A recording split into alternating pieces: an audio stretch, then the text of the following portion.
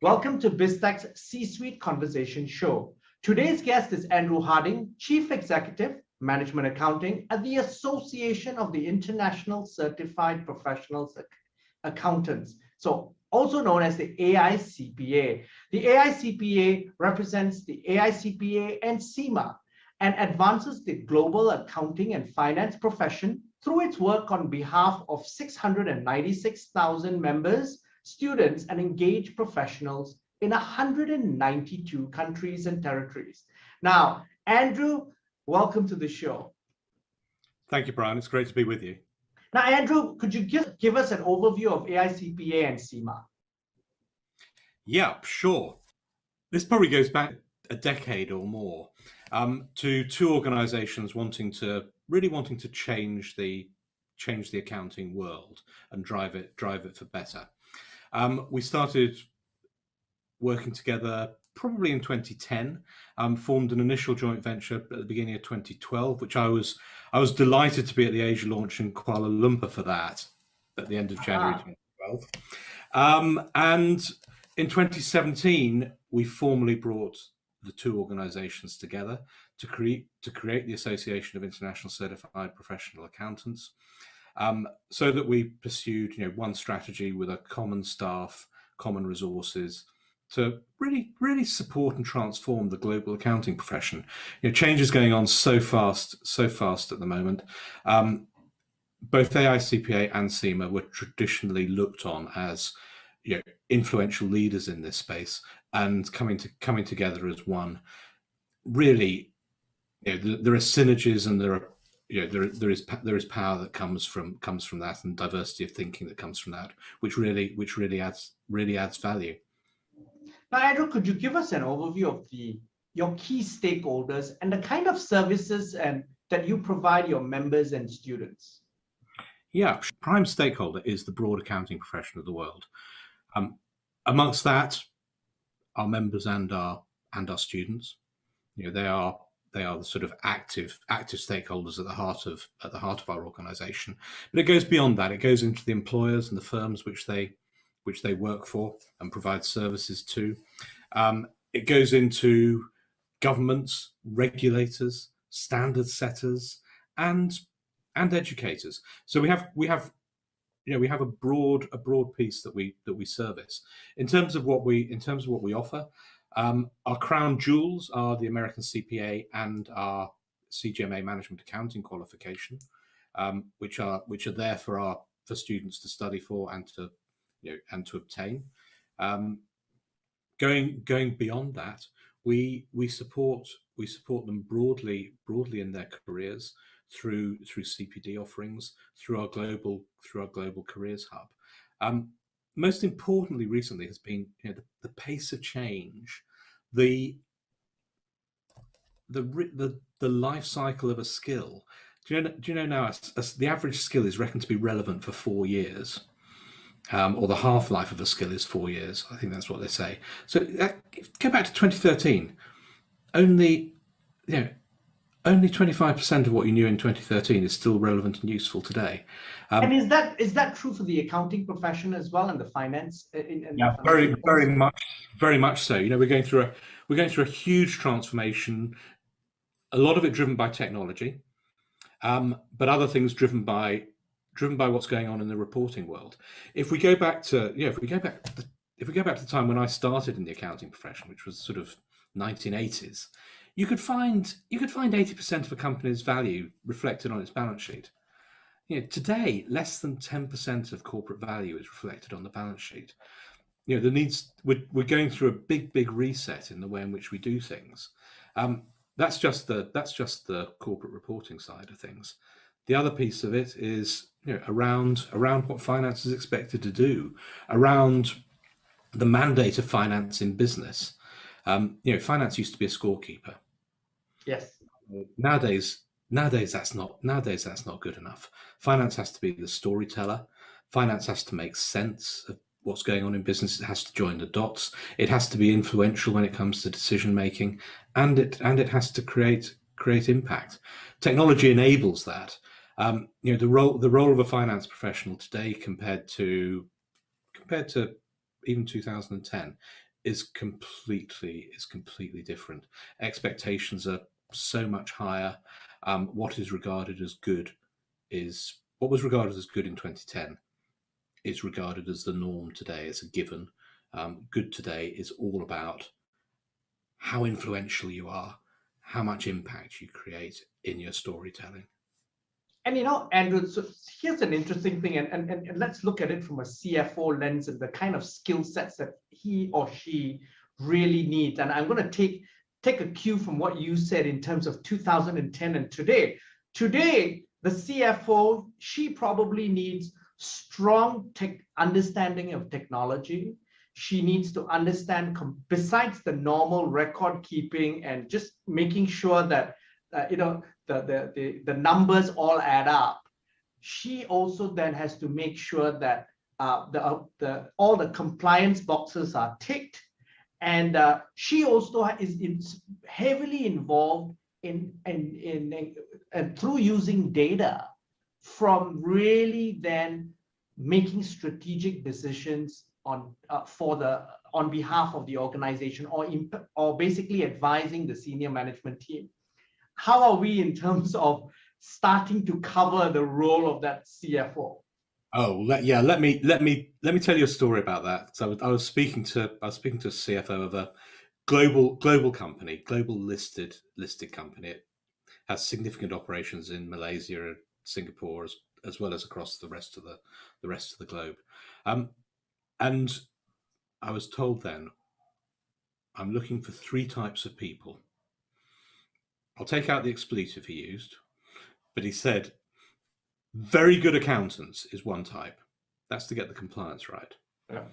Second time, people who really understand business, because they've got to do the finance business partnering and do the influencing and decision making.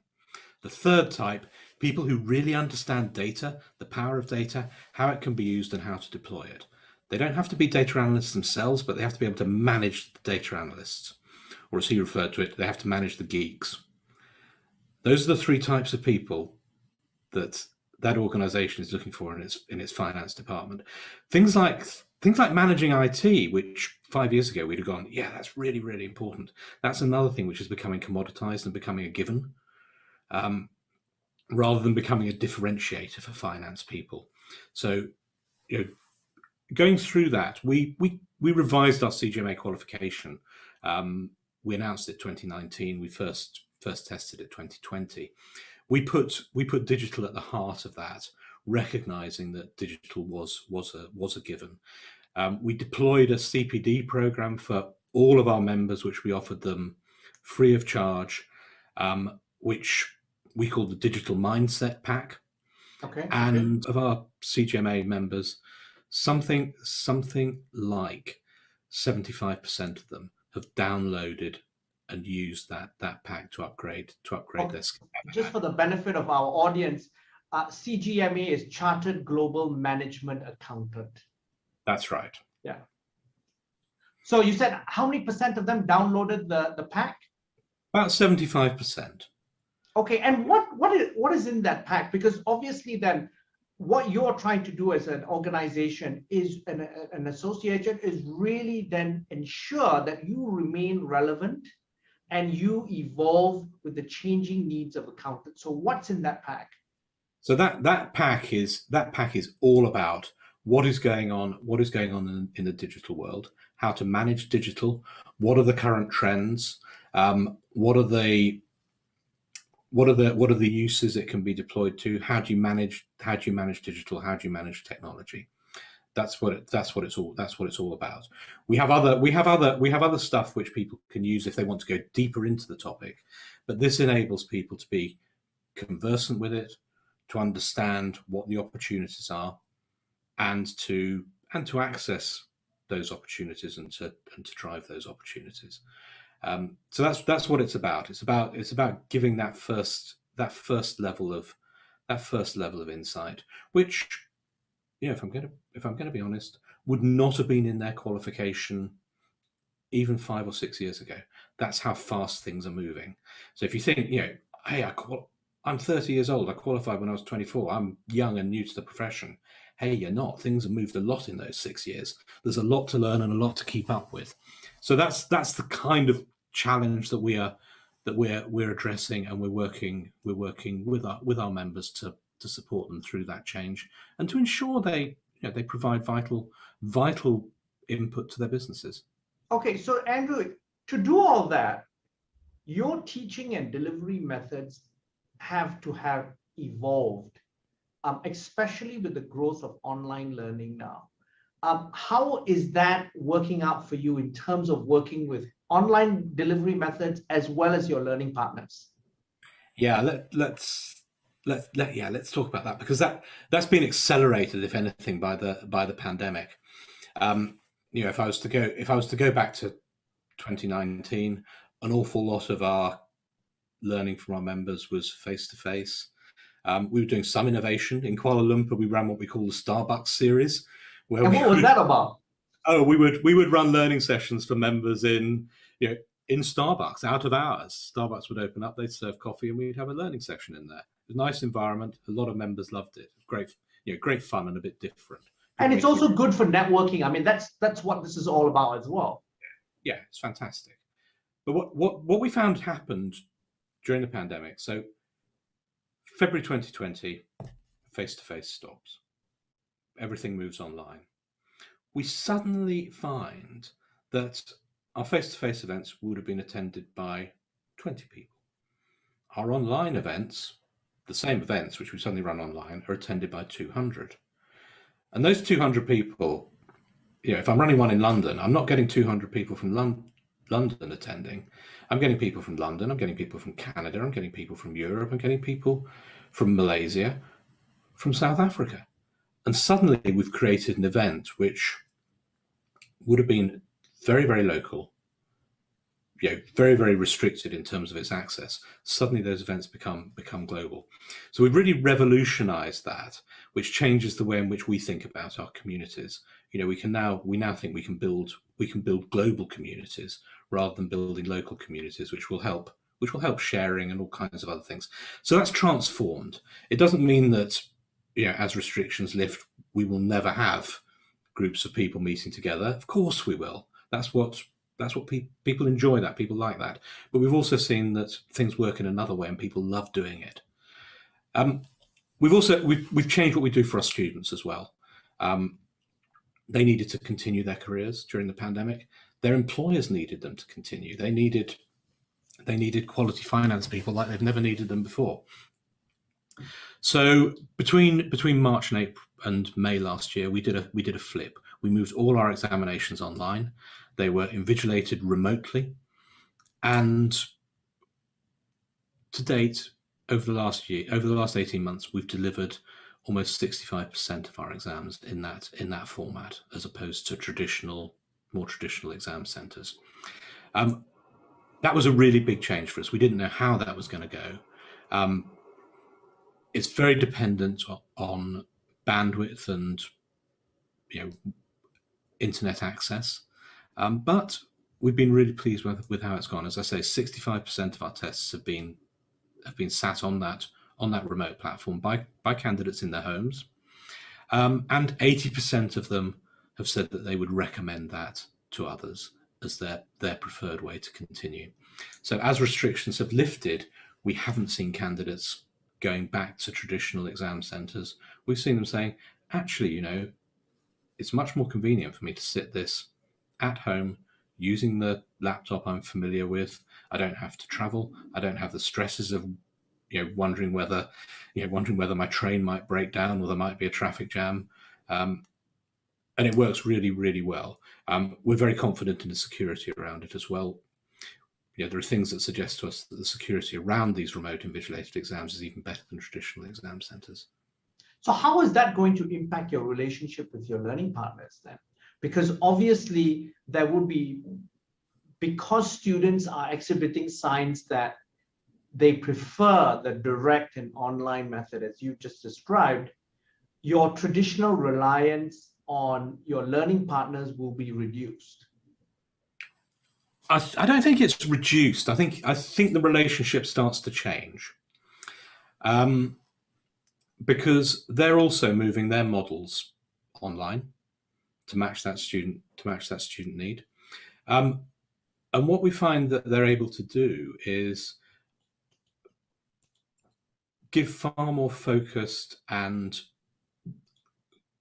bespoke support to the candidates, rather than pushing out what I would describe as perhaps commoditized learning. Commoditized learning, anyone can get. It can be accessed open source. It can, we have our own finance leadership program, which gives people that. What students have always valued about the traditional learning partners is that face-to-face support, that ability to have a problem unpicked and explained to them, that coaching, that kind of real value add. And that's going to continue.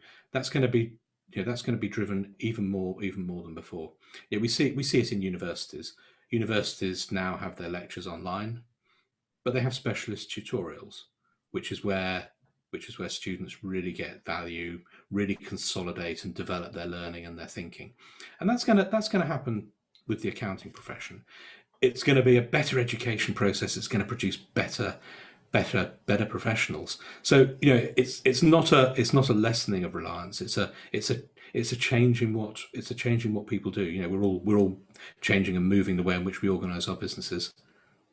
And Andrew, I think that the studies show that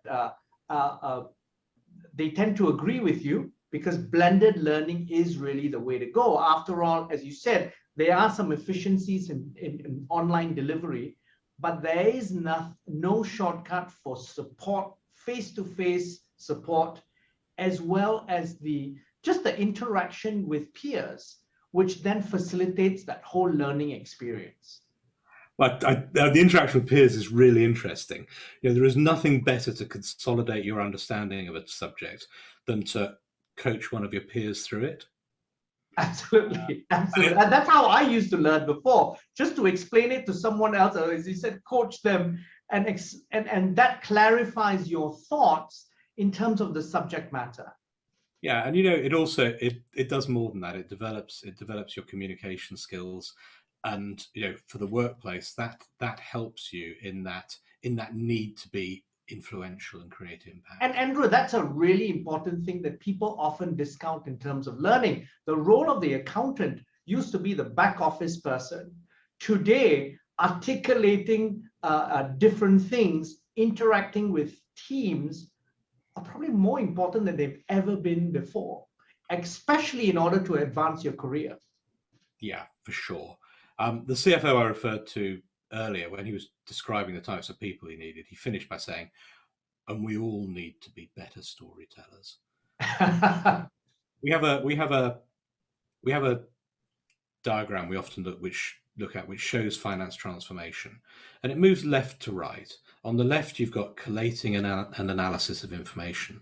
That's what people think of finance is all about. That stuff's being automated. That stuff is done by machines. It's done faster, more accurately than ever before. Yeah, and the AI tools will replace a lot of that work completely. They will, and that gives us a chance to get on with influencing and creating impact. Some of the leading businesses out there, some of the tech companies went through this transformation in finance several years ago. CFO with a global software company is saying, nowadays my finance staff are assessed on the impact they have on the business. They're not assessed on the accuracy of their reporting or anything like that, because that's been automated. They work within the business. They're welcomed in the business. They're no longer the person who says no. They're the person who tells people how. And that's where finance is. Huge transformation, and very, very fast transformation. Finance people say to you, "Oh, I don't like my job. I feel like a robot." The great news is you don't have to feel like a robot, because there's a robot that will do that for you. And so, the conversation has also been around the fact that one of the challenge of automation of a lot of accounting processes that are traditionally, employed masses of people in third countries, in shared services centers and stuff. Those jobs are going to disappear. How do you think then that the jobs of the future for that level of people will evolve? Well, that's an interesting one, Brian, and it's about how people learn, how people take up skills, and how they use and deploy those. Yeah, I keep on taking some reference points from the past. Again, if you go back to the 1980s, the most common job in the world was secretary, and that was when you had fewer women in the workforce in those days than you do today. Now, there are hardly any people that perform that role. That role has largely disappeared, but we have many more women in the workplace with different skills who are deploying them. So that thing about jobs do change, jobs do go, and people do different things. They add different values to things. I think in many ways it's an opportunity. If I talk to shared service leaders in somewhere like India, they will say, actually, automation is a costly thing to do. There are some processes which are not worth automating, and therefore those will continue to be manual processes. So it's not a binary type decision. There's some subtlety involved in it, and so those processes which remain manual, people will still look at ways to make them more efficient, more effective, in a way in which shared services centers have been doing for the last 20 years. Now, Andrew, sustainability has changed the business landscape, and recently you welcomed the creation of the new International Sustainability Board, and that's a means of developing consistent, reliable, and really comprehensive global standards. Could you tell us more about how you are involved in this and how the profession as a whole needs to evolve? Yeah, this is all about how much corporate value is reflected in the traditional balance sheet. We see it's reflected in much more that the organisation does and contributes, and increasingly governments, shareholders, other stakeholders have said, we need to know and understand more about your business. A lot of this is driven by sustainability. Sustainability reporting has been something which has been, it's been going on probably for 30 years or more, but it's really now a focus. We've seen it at COP26 and other things. A year ago, there were over 200 organisations across the world that purported to be some sort of standard setter or influencer of standards around sustainability, or around what we more broadly call ESG. What we have done and been working to do is to try to get that down from 200 plus to 1. In creating the ISSB, we have brought together four of the largest and most influential of those organizations, and put them together in one place at the center of global standard setting. That gives us a chance. If this is going to be information which is useful to investors, information which is useful to regulators, information which is useful to businesses, it needs to be comparable. People need to understand what they're looking at. We need to, a little bit like we went through with accounting standards in the past. We have to bring these things together so that there's common understanding. Otherwise, if you can't compare data, it loses value very, very quickly. Absolutely. I mean, that comparability is key. Also, the whole idea of benchmarking. So when you've got one standard, everyone can work towards that standard. That's absolutely right, and that's what we want to see. That's what we need to see.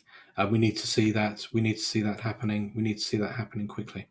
As an organisation, we've been at the core of that. We certainly believe that AICPA on its own or CIMA on its own would not have been able to act as the convener we feel we've been able to act as in making and assisting some of this to happen. We're not the only players in it, but we do believe we played a key role in driving this forward. Now, Andrew, it's been a fascinating conversation. You have really outlined how the organization has really shifted, particularly during the pandemic. What are your plans moving forward? Well, big plans and big ambitions moving forward. But primarily, Brian, it stays around that supporting the profession through transformation. It's going to be what we have seen is nothing. What do people say? The pace of change will never be as slow again as it is today. And at the same time, we have commentators telling us that over the last 18 months we've gone through 7 years worth of change. So our mission is driving the accounting profession through that change, ensuring that business is supported, ensuring that capital markets are supported, and ensuring that we continue to provide trust, opportunity, and prosperity. Andrew, it's been really an educational conversation with you. Thank you for taking the time to be on the show. It's been great to be with you. Thank you for inviting me. Now, I'm Brian Fernandez, and I've been speaking to Andrew Harding, Chief Executive, Management Accounting at the Association of International Certified Professional Accountants. This video and podcast will be on our various social media platforms, as well as our website, www.biztech.asia. Please like and subscribe to our various platforms. Thank you very much for tuning in.